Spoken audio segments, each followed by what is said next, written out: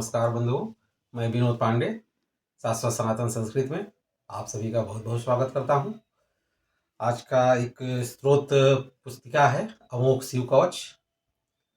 जैसा कि ये नाम से ही समझ में आ रहा है कि ये कवच भी अमोघ है। इसके पाठ से बहुत से लाभ हैं।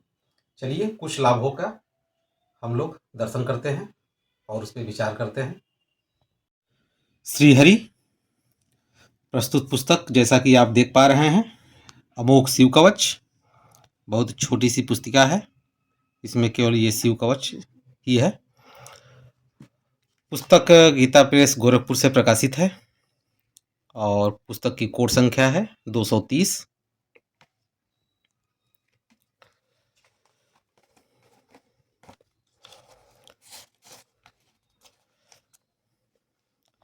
पुस्तक संवत 2078 का 49वां पुनर्मुद्रण है। उस समय ये 10,000 छपा है और कुल मुद्रण 9,14,000 ये छप चुका है। मूल्य इसका अभी वर्तमान में ही 5 रुपये है। और अब यहाँ पे अमोघ शिव कवच के बारे में एक छोटी सी जानकारी दी गई है, तो चलिए इसको पढ़ते हैं क्या है।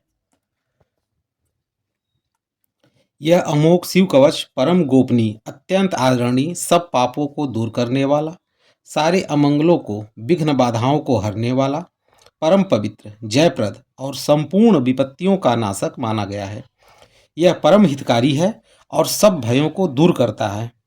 यानी इसके पाठ से सभी प्रकार के भय दूर होते हैं। इसके प्रभाव से दीर्घायु, मृत्यु के समीप पहुंचा हुआ महान रोगी मनुष्य भी शीघ्र निरोगता को प्राप्त करता है और उसकी दीर्घायुता हो जाती है। अर्थाभाव से पीड़ित मनुष्य की सारी दरिद्रता दूर हो जाती है और उसको सुख वैभव की प्राप्ति होती है। पापी महापातक से छूट जाता है और इसका भक्ति श्रद्धापूर्वक धारण करने वाला निष्काम पुरुष देहांत के बाद दुर्लभ मोक्ष को प्राप्त होता है। महर्षि ऋषभ ने इसका उपदेश करके एक संकटग्रस्त राजा को दुख मुक्त किया था। यह कवच श्री स्कंद पुराण के ब्रह्मोत्तर खंड में है। पहले विनियोग छोड़कर ऋष्यादिन्यास, करन्यास और हृदयादिन्यास, अंगन्यास करके भगवान शंकर का ध्यान करें, तदंतर कवच का पाठ करें। तो कवच के पाठ के बारे में एक छोटी सी विधि दी गई है और फिर यहाँ से ऋष्यादिन्यास दिया गया है, फिर अथ करन्यास, उसके बाद हृदयादि अंगन्यास। ये सब कर लेने के बाद फिर ध्यान भगवान महादेव का, फिर यहाँ से ये कवच पाठ शुरू हो जाता है। साथ साथ में हिंदी में अर्थ भी दे दिया गया है। तो अगर आप कवच पाठ करना चाहते हो तो एक बार हिंदी अर्थ भी जरूर पढ़ लीजिए। पाठ करते समय तो फिर आप मूल पाठ को ही करिए, लेकिन एक बार हिंदी में अर्थ पढ़ लेने पे अच्छा रहता है।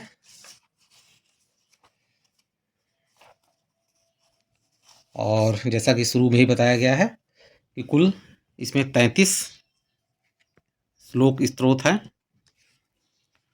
तो बहुत ही सुंदर। और मैं अपनी तरफ से अलग से क्या बताऊं, ये अनुभूत पाठ है, अनुभव किया हुआ है। यहाँ पे जैसा कि दिया गया है कि दीर्घायु के लिए, दरिद्रता दूर करने के लिए और निरोगी होने के लिए बहुत ही महत्वपूर्ण पाठ। तो पाठ तो बहुत सी चीज़ों के लिए है, लेकिन मुख्य रूप से 3 चीज़ों में, ये दीर्घायु, दरिद्रता और निरोगता के लिए ये प्रमुख पाठ है। तो अगर कुछ ऐसा आपके देखने में आए या आप इन चीज़ों से अगर कहीं ना कहीं दुखी हैं, तो इस पाठ को करके और इसका लाभ उठा सकते हैं। इस पाठ से संबंधित अगर कोई अनुभव आप महानुभावों के पास कुछ हो तो कृपया कमेंट बॉक्स में जाकर अपने अनुभव को साझा करें, जिससे दूसरे लोगों को भी प्रेरणा मिले और इस पाठ के प्रति श्रद्धा भाव जगे और इससे लाभ उठा सकें। तो इसी के साथ इस चलचित्र को यहीं पे विराम देते हैं। अगले चलचित्र में एक नए पुस्तक, एक नए पाठ, एक नए ग्रंथ के साथ फिर प्रस्तुत होऊंगा। तब तक के लिए आप सभी का बहुत बहुत धन्यवाद।